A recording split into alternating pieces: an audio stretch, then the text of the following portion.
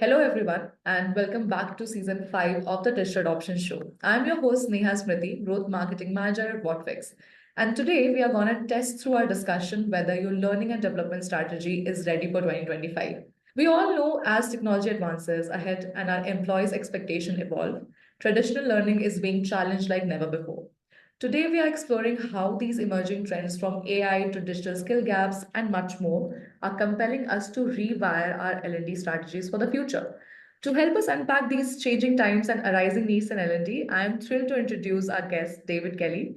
David Kelly is the chairman of Learning Guild, where he drives innovative strategies that merge learning and technology to transform workplaces and enrich lives. Decades of experience in learning and performance leadership, David has held pivotal roles from CEO and EVP at Focus Zone Media to strategic position at Carver Federal Savings Bank and New York Community Bank Corp, cementing his today's reputation as a visionary leader in L&D. As a dynamic speaker, writer, and a thought leader, he continues to inspire organizations worldwide to adopt fresh technology advanced approaches to learning that meet today's evolving workforce demands. Welcome to the show, David. How are you doing? I'm doing excellent. Thank you so much for having me. So, before we start our actual discussion, I just wanted to have a fun round of this or that to just get a sneak peek into your personality. So, are you ready for it? Absolutely. Perfect. So I'll have two questions and you can choose the best that fits your preference. My first would be paper books or e-readers. Most of my reading is on an e-reader these days. Perfect. I love that. Usually I have my Kindle, but for some reason, all my fictional readings I do on a paperback. But Hmm. for all the non-fictional ones, I prefer an e-reader myself. Yeah, Okay. I do read paper books, but usually it's just to get a break from a screen. That's usually it. That's actually true. Okay, next one would be handwritten notes or digital notes, especially while you're in a meeting. I don't know if this is cheating, but for me it's both. It's digital, but it's not typed notes. I use a good notes app that I use a handwriting on. So technically it's both for me. Great pick, thanks. A mystery adventure or actually a well-planned getaway for you? It's a bit of mix of both for me. I'm always a planner. I like to know where I'm going and get things done, but I also like the flexibility. One of the things when I travel, especially when I'm speaking at a conference or something, I'll have a destination. I'm in a city that I've never been. There might be like a very popular tourist attraction, and I will walk to it. And it might be a 20-minute walk, but it might take me 3 hours because I like to explore things as I'm walking. So it's a little bit of a mix of both. Yeah, so planning before the trip, but being spontaneous on the trip. Yes, Absolutely. perfect. So spontaneous jam session or a quiet creative retreat. I think it's very similar to the last one, but Yeah, this one's got a little bit more of a work feel to it, and I am definitely if I have a project that I need to work on, I will go in a space by myself, marinate on it, put lots of this post-it notes all over the walls. So for me, the quiet retreat for some of the big projects usually is my space. that's nice. Office pet or an office plant? A 100% office pet. I will kill a plant, but I will pet an animal any day of the week. Even I have killed a cactus, a small little cactus that I owned once. Yeah. Okay, the final one in the list is futuristic tech toys or vintage gadgets. I do both. I'm always exploring the future, but I'm a bit of a gamer myself and throw a retro game like a Mario or a Pac-Man at me, and I'm a very happy person. But I'm always exploring the future tech. Awesome. Now that we have had some fun, let's dive into the heart of today's discussion. But so before we start this discussion, I would want our listeners to actually get to know your journey. So if I'm not wrong, you have almost 4 decades of experience, right? My mother would probably agree with that because that would mean I was training people when I was a teenager, and so it's closer to 2 to 3 decades that I've been in this. I probably fell in the field in my early 20s that I've been doing this, so a little closer to 3 decades. But yeah, I'm sure some of my instincts as a trainer were present to my parents when I was younger, much to their chagrin. I'm sure, I'm sure. And okay, so out of all those 3 decades of experience that you had, and those obviously would have done lots of exciting stories. So, in fact, even the last time we were speaking, you said you accidentally fell into L&D. It was not something you had planned. But I would love to know, in fact, my listeners also would love to know the moment that everything clicked for you. And was there a particular experience or influence early on that made you actually realize that this was the path you were going to take? Sure. So yeah, there definitely were some. I don't know that there was that one specific aha moment, but like a lot of people in our field, circumstance presented itself at the simplest level. I was in banking for a long time. I started as a banker, had a couple of different jobs, rose in the ranks, and was a district manager for banking. And I was working for an institution, and I was very good at my job. And I was working for an institution that was in a growth phase, did a lot of acquisitions. And similar to a lot of organizations, they looked at me and said, "You're really good at your job. Go show other people how to do that." Yeah.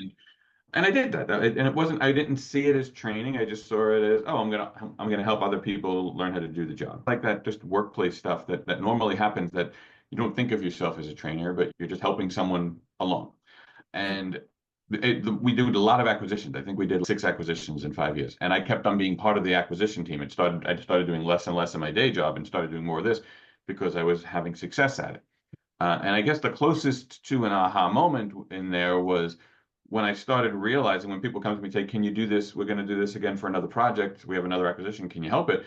I started looking forward to it because I really enjoyed taking people from that moment where through the acquisition there was uncertainty, there was concern, and by providing a strong onboarding experience to them in the organization, we were able to help them succeed. We were able to reduce their stress. We were able to help them succeed in the new role and become a viable part of a very valuable part of the new organization. And being in the training role that I was, helping them along that journey was very satisfying to me. Helping them fix that problem that they had of the uncertainty around it was really satisfying to me. So when the opportunity came, that they said, "Would you like to? You've been doing this help on the side for quite some time, but we see the impact it's having. Would you like to do this full time for us?" I jumped at it. I was like, "Yeah, this would be really enjoyable to do."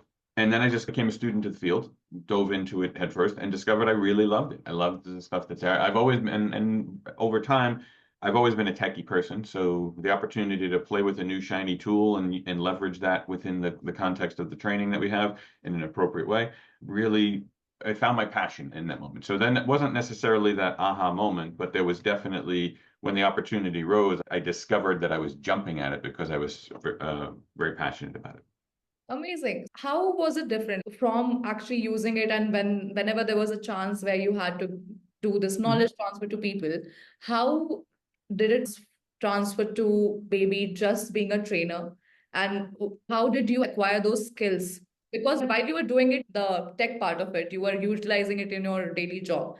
But once you became a full-time trainer, how do you juggle between getting to know the tech and then training other people to use it? Yeah, so there are two elements. In the early stages, I think that there are some people who they have a natural tendency to be good teachers without necessarily being taught how to be a teacher or an educator.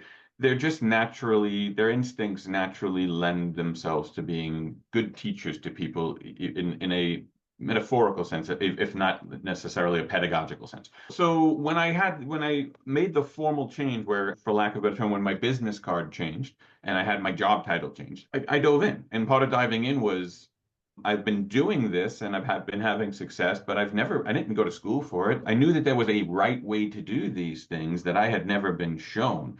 So I dove into that. I looked into resources that could do that. I got certified in different ways so that I could learn how the proper way to do things, all the foundational stuff that people who went to school for this did. I had to do kind of ad hoc through the job and became a student of the field. So when I got to the point of doing things, when the tech stuff kind of started coming, I've always been a very curious person around the tech and like to play with the new toys. But putting that in the context of work, it gave me the opportunity to play with these different things and see these new technologies that emerged and ask myself the question of, what's the opportunity here? Is this going to solve a problem that we could use in our work? And continuing to look at things through that lens, from when I started and new technologies emerged to what I do today, looking at it, just being able to play with stuff through this lens of curiosity, but then being strategic enough to look at it and say, what are the opportunities and what problems could these potentially solve for the organization? Great to know that. And this actually gives an insight into how the journey for people like you has been, and also a career trajectory for a lot of L&D folks. So my next question to you, David, would be, a lot of people in the L&D space today, or training, or even other areas of HR, look up to you for what's latest in L&D and what's latest in HR. But I would love to know, how do you keep yourself informed and how do you keep yourself just get to know latest developments and trends in this space? How do you do it? Do you follow any resources, any books you follow? How do you do it? Sure. So the two biggest things that I do is I'm very intentional about how I use my network and social networking and things of that sort. I have very specific people that I have very specific feeds. Like I'm looking at my other screen right now, I have a bunch of tabs out there, and some of those tabs are very specific curated feeds of specific people. None of us are, I don't have the time, as much as my job in today's, the job that I have at the Guild, I have responsibilities to follow the full spectrum of the intersection of learning and technology. That's essentially my job to a certain extent. And there's too much there for one person to do. So I outsource it, for lack of a better term, by I may not necessarily have the time to dive deep into all of the stuff that's going on in AI right now, as the obvious example, the gorilla in the room, so to speak. But I know a lot of people who do.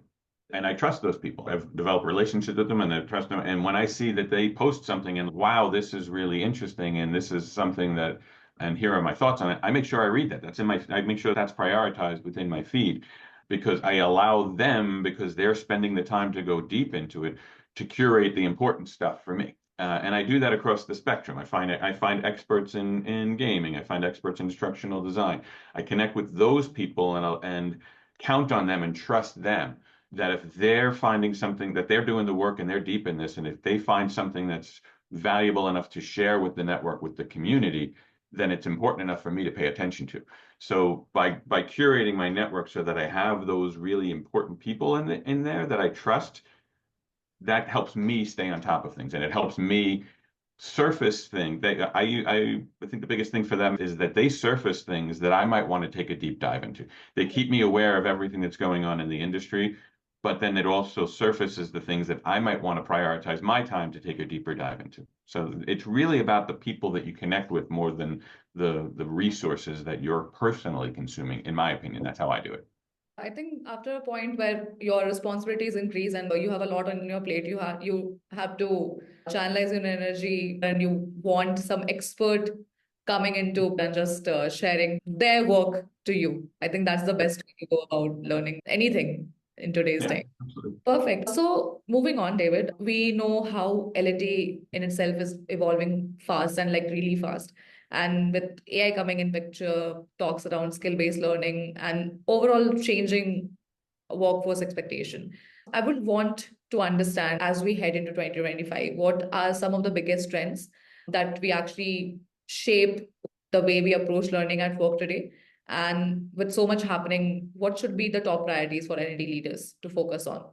I think the biggest priority I think all L&D leaders should focus on is to oversimplify context. And I mean that in every sense of the word, because there is no one answer that I could give that I could give you to that question that applies to anyone who might be listening to this. You've got to understand, I can give you the macro trends of what I see going on in the industry, but you have to, as an individual, look at those macro trends and ask yourself which one of those apply in my context, which one of those apply within the resources that I have available, the culture that I work in. Because there is never one of the things I get asked fairly often is what's the right answer about this? What's the right answer about that? And there isn't one right answer. There's not a right answer to the question. There's a right answer for you in your context. And the right answer that works for you today might change tomorrow if you changed organizations or you had a leadership change or anything like that. So context is always the piece that I think L&D professionals need to be focused on is why does this matter to me in the environment that I'm in at this point in time?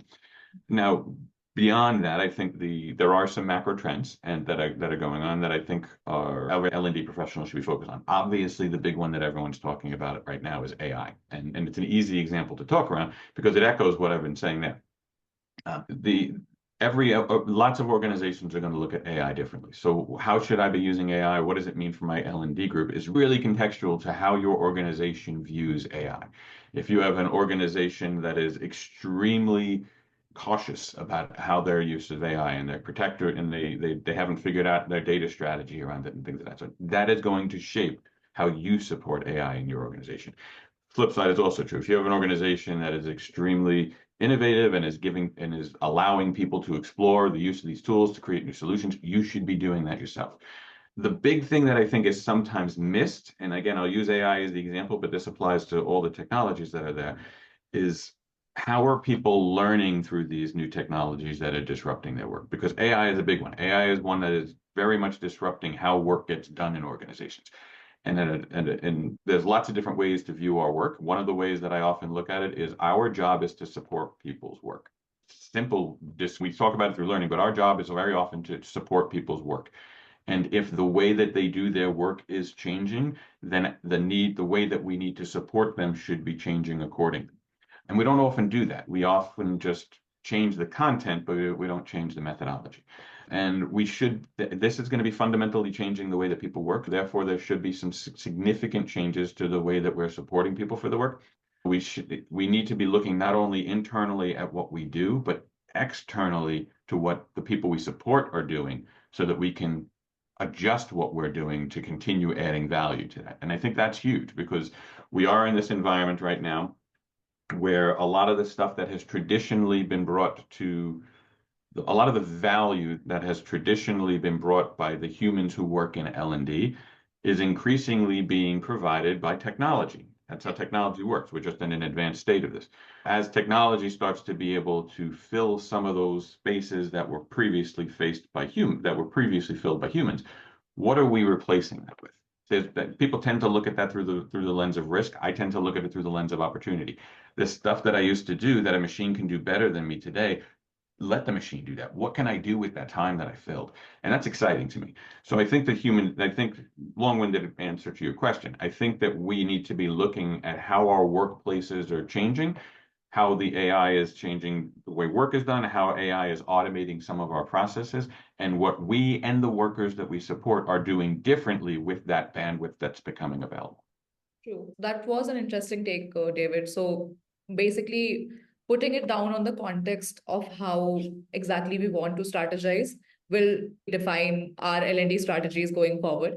Doubling on that, in today's time, as we see going forward, like there's a widening digital skill gap, and which obviously urgently calls for more efficient and engaging solutions, which you were even talking about. I was reading an article, I think, by Josh Bersin, who talked about the rise of super workers, people basically who seamlessly integrate between technology, technical know-how and adaptability. How do you see this evolving? How do you foster these super workers going ahead? And how do you close these skill gaps? What could these companies actually do, which might be wrong when they are trying to reduce the skill gap in the current times? I think that there's different definitions for what a skills gap is, but in the context of these super workers, which are emerging, I saw the article that you're referring to, we should learn from them first and foremost, because they are leveraging the ecosystem of tools that are around them to really enhance the contribution that they can make to an organization. And right now it's grassroots, it's people figuring it out on their own, but there are going to be some proven practices that emerge from that. We should be on top of that. We should be following what these people are doing. We should be modeling a lot of those behaviors for ourselves, because what they're basically doing is finding tools that can automate a lot of their processes and speed things along so that they can be more productive. That's what we should be doing. And there are a lot of stuff that these tools that are emerging play into our space very well. We tend to I think that sometimes what concerns me about the AI discussion, and this ties to the super workers, this ties to the skills gap as well, is where there are a lot of tools that are making what we do today in L&D, but in workplaces in general, more efficient. Where we are, and that's exciting. That's really exciting. But if we just focus on these tools in the context of efficiency, we're not really adding additional value there. Things can get done more quickly, but what the reason that that article resonated with me around these people with these superpowers is because they're not just taking what they do and making it more efficient. They're using that efficiency to take the productivity that can come from them as a human being and making it exponentially more. And that's what's there. That's what's the power of these tools is not how to take what I do today and make it more efficient, but to transform what I do and what I'm capable of by tapping into the power that's here. So that's what the superpower people are doing. And I think that we should We should be looking at that. I encourage everybody to read that article and embrace that sort of curiosity and that sort of problem solving mentality that is attached to that in our own work. That would be really powerful. As for the skill building aspects, for me, it's a little bit that everything that I described earlier was over the hood. People could be doing, and it's visible. With a skill building piece that I think we should be tracking as L&D professionals is under the hood stuff, because our the AI that's embedded into the platforms that we use every day in an invisible way is going to surface awareness around skills and the gaps to skills and how to close those gaps in a way that we haven't been able to do before. And that's really exciting to me. And the question then becomes, if we're able to identify these skill gaps, how are we going to target them? And I think that might be a little bit further out, not far, because things are advancing so quickly. But some of those platforms are that a lot of this stuff is in platforms today, but it may not necessarily be evenly distributed and it's not normalized the way some of the legacy stuff that we do is, but it's coming. And our ability to identify and target skills gaps in a practical way that can be addressed is going to transform the work that we do as L&D professionals. So even if you're not playing in that space today, you need to be aware that's coming so that you can be prepared for it. True. In fact, like you said, more than efficiency that these technology are bringing today, it comes down to how effectively you're using it and also improving the quality of your overall work. So not just utilizing this tech to reduce the time you took to say do XYZ job, but rather doing the same job in a much efficient, productive, and giving out a better output should be the focus when it comes to how quickly we are having these efficient tools coming to our aid in the coming future. Yeah, and an example I often use to help people see what I'm trying to convey here is around writing. Content generation with these the ability to create content through these tools is the low-hanging fruit that a lot of people are playing in. So it's a good example. I write often in the work that I do, and I work with editors. I have frustrated editors for 20 years. Because I have never met 5 sentences that I couldn't make 5 pages. I'm just a very wordy writer, and I know that about myself. I write as a stream of consciousness. So I know that the first feedback I ever get from an editor is always, wow, this is really long. Let's cut this, let's cut that. So one of the first things I ever did with ChatGPT when I started playing with it was I took something that I wrote, I gave it to him, I said, make it 30% shorter. And it did it instantly. Like it did it incredibly quickly. It did it instantly.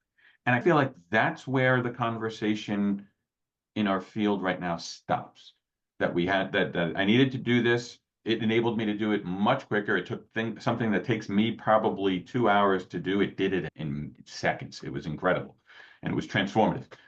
And I feel like metaphorically, that's where our conversation in L&D is stopping right now, because we have this thing I needed to do and I made it quicker and I was able to automate it. Great. But that we didn't learn anything like that. That ignores the how are these that's taking training and education and making it more efficient. That's not looking at these tools through the lens of how are these tools changing how people learn.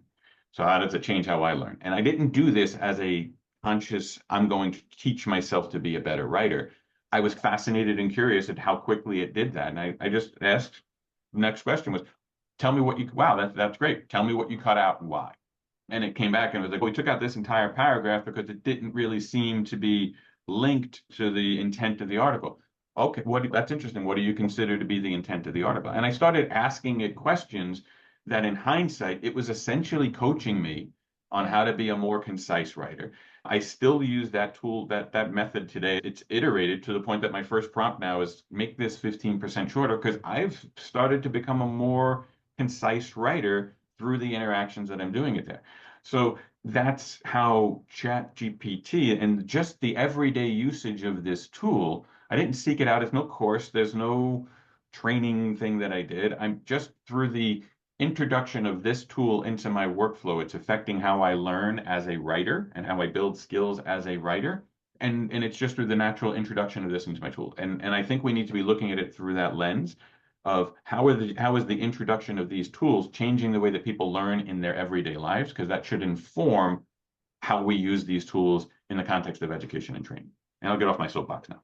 No. Even we used to use it to craft another paragraph out of the bigger transcript. But when you Yep. start probing, it actually gives you a context and you also learn on the go. It's like your companion rather than just your intern that you get out of ChatGPT. So that's actually great, David.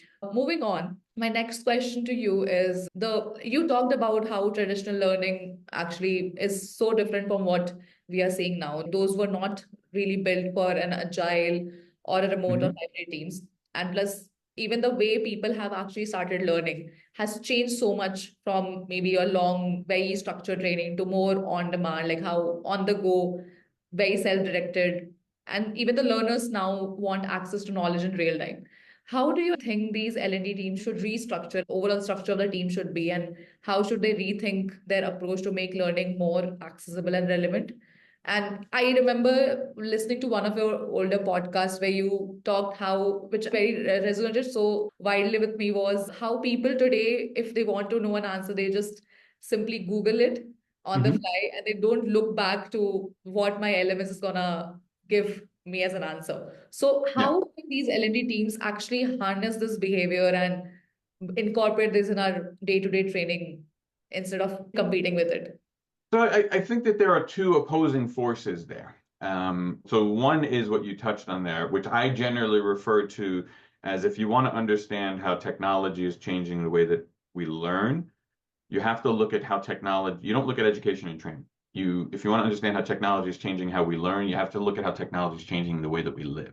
And the Google example is exactly that. Nobody, when you're sitting at dinner and someone asks a question and no one knows the answer and someone pulls out their phone to Google it, nobody's thinking of that as like a self-directed learning moment. They're not thinking of that as I'm going to learn in this moment. They're fixing a problem of we have this awkward moment where no one knows the answer, and I'm going to fix that because I have this tool. So it's just the introduction of this tool and has changed the way that we behave in a way that affects the way that we learn on a daily day basis. What does that mean to us? And I think that's the smartphone is a great example of that because I think it speaks to a recurring problem that I think L&D has that we need to break out of. Because if you think about that example of someone didn't know something, they just pulled it out, they Googled it, they got the answer, they put it back in their pocket. Think about how smartphones were used in the context of L&D when they first emerged. We took the e-learning course and we just shrunk it to the screen that was on there. And we treated it just as a separate screen for the content that we were already doing. Same thing when e-learning first emerged, as I start to date myself a little bit, we took the classroom PowerPoints and we put them on a screen and automated them. And that's looking at the work that we do through what we do, allowing it to be defined by what we do. It's taking a new technology and approaching it with the wrong question. We look at the new technologies and say, how do I do what I do with this new technology that emerged? That's the wrong question, because it has the baggage of what I do attached to it, as compared to this new technology emerged. How does it change what I do? Or what could I do with this new technology that I've never been able to do before? That's a much more open question. That's a question that speaks to opportunity. So I think that's part of the equation here is to look at it through that lens and see how we can, when these new technologies emerge or something changes in the environment of how people are working and living on a daily basis, how do those changes inform our learning strategies? I think that's a big part of it, and there's an opportunistic part of that. On the flip side, we also have the headwinds of just culture in our organizations. We have the culture of one of the biggest headwinds I think L&D professionals in workplaces face is what I would refer to as the baggage of what learning looks like. We're all conditioned through 12 plus years of school around what it means to learn and be educated in an environment. As a teacher, there's a subject matter expert that's going to share information. You're going to take tests, you're going to do these different things. And that sets expectations around what training looks like when we get into workplaces that still stick with us today. Anytime we want to do something that's different than that, experiential learning, things of that sort, that look a little different than what people's expectations have been set by school, including the stakeholders who sign off on all of our budgets. We're battling a little bit of a headwind because there's almost a little bit of a change management approach to that of trying to get people to do something that's different. So both of those forces need to be navigated as anytime the environment changes with remote and hybrid teams. People are on these, like we're talking about right now. We're in a Zoom room right now to do this podcast. Most people are interacting in this sort of an environment on a regular basis right now. How does that inform our training strategies as we go forward? How does that impact the relationships we have? There's a lot of questions that need to be explored to add that context to the work that we do on a daily basis. David, even from a strategic point of view, you touched base on how important it becomes. It's more of a change management that we are driving rather than just devising a L&D strategy. And even stakeholders have, obviously, they are the ones who approve any kind of learning initiative that you want to roll out in your company or in a wider spectrum as well. So does it come down to like the ROI that we show? Because that's one of the major things that we always speak about was the ROI of any kind of initiative, be it L&D or any part of our lives. Whenever we are driving or defining any initiative, they want to know the return on investment. How exactly we go on doing with these changing learning methodologies or learning? For me, and this might seem like an oversimplification, Right. but for me, I spent a good portion in the early part of my career focused on the ROI equation of learning because it was one of the things I learned about. I was like, I'm a business person. That's something I should be focused on.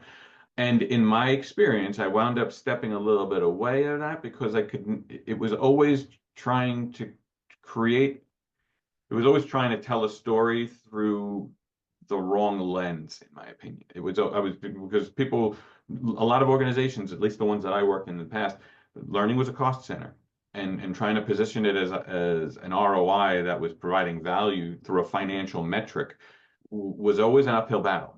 And where I pivoted, which was still delivering the same sort of value, but was heard more by the stakeholders, was less around ROI of what the training is, but what were the problems that we're solving? What are the problems? Like it's where I shifted from this ROI focused mindset to one of more performance consulting of what are the challenges that your workers have that is going to help them, the salespeople that you have, that you definitely see an ROI from their efforts. What are the challenges that they have to be successful? And can I remove that challenge and help them be more successful?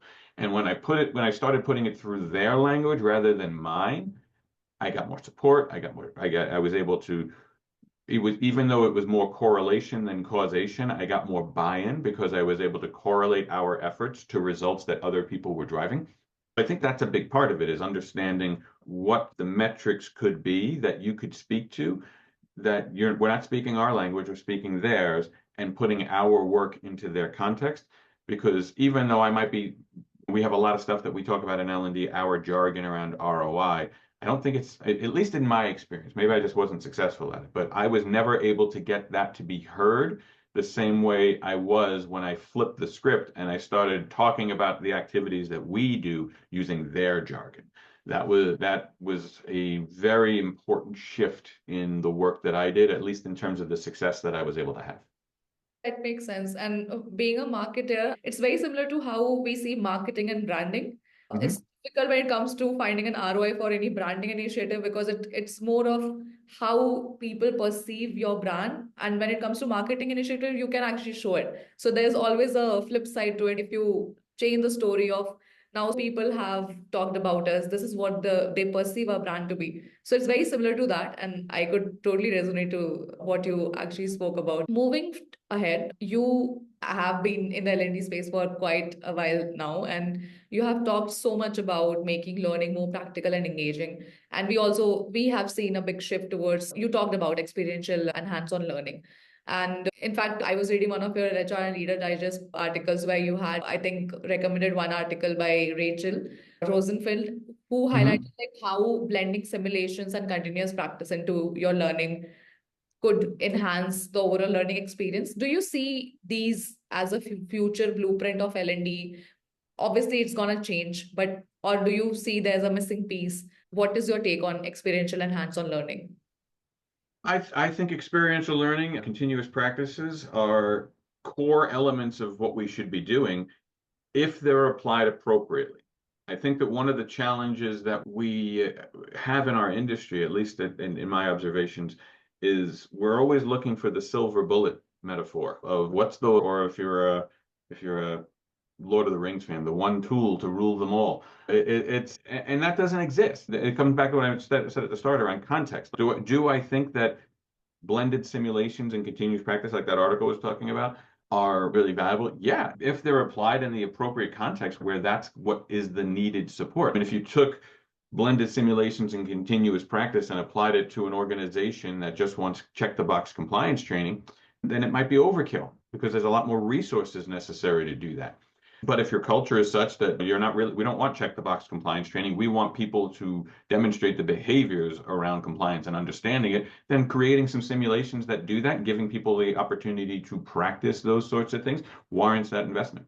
So I think that the ability for us to match a methodology to the unique contexts of the resources we have available to us, the expectations that our stakeholders have, the maturity of our learning culture and our organization. That's all there. I think we should always be driving to get the most impactful solution to the problem that's at hand, and that's not a one size fits all. That's something that's got to be matched to your organization. It's got to be matched to the unique aspects of the context. I do think that sometimes we look at one thing and we're like, this is a really cool solution that we have here. We should apply it all over the place. And that's not necessarily an appropriate approach either. It's great to be excited. I think it's great to try different things. And I like to look at all the different slices that could be in the options pie, because sometimes the greatest solution isn't one of those slices. It's in the combination of the different slices that you might use to get to the solution. All of these are great options that are there, but I think the critical component is not which one is the best. It's being aware of as many as you can and applying the best one to each situation. In my last discussion over a podcast, I was speaking to Christy Tucker. We Mhm. were having a discussion on scenario-based learning and simulation learning when it comes to software training. And even she shared the same nuance that when it comes to software training, there could be different contexts, like you said. If you want somebody to just have an hands-on practice with different data set, then simulation is your way to go. But if you want to maybe develop soft skills, then scenario-based learning, and that repetition doesn't matter because there will be so much context and there could be different scenarios where that learning will fall all over the place. So it comes down to context, and it brings us back to the first question itself. Amazing. Finally, we are coming towards the end of this podcast, and I just want our listeners to, if you had to give them one advice to take from today's discussion, what it would be? Yeah, I think at this stage of my career, I think I often think of the questions that shape our mindsets. So that's where my mind naturally goes. I think that the one thing that I try to encourage people about often is expand your view. And what I mean by that is we tend one of the greatest ironies I think that exists in our field is a lot of us refer to ourselves as learning professionals. And that's not, I'm not necessarily saying that's a good or a bad thing, but we do that. We refer to ourselves as learning professionals.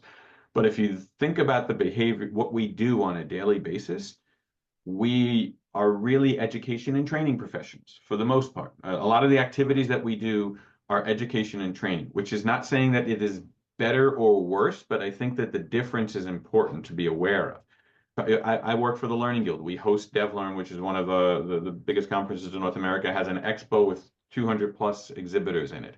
Most of those exhibitors are in the education and training space.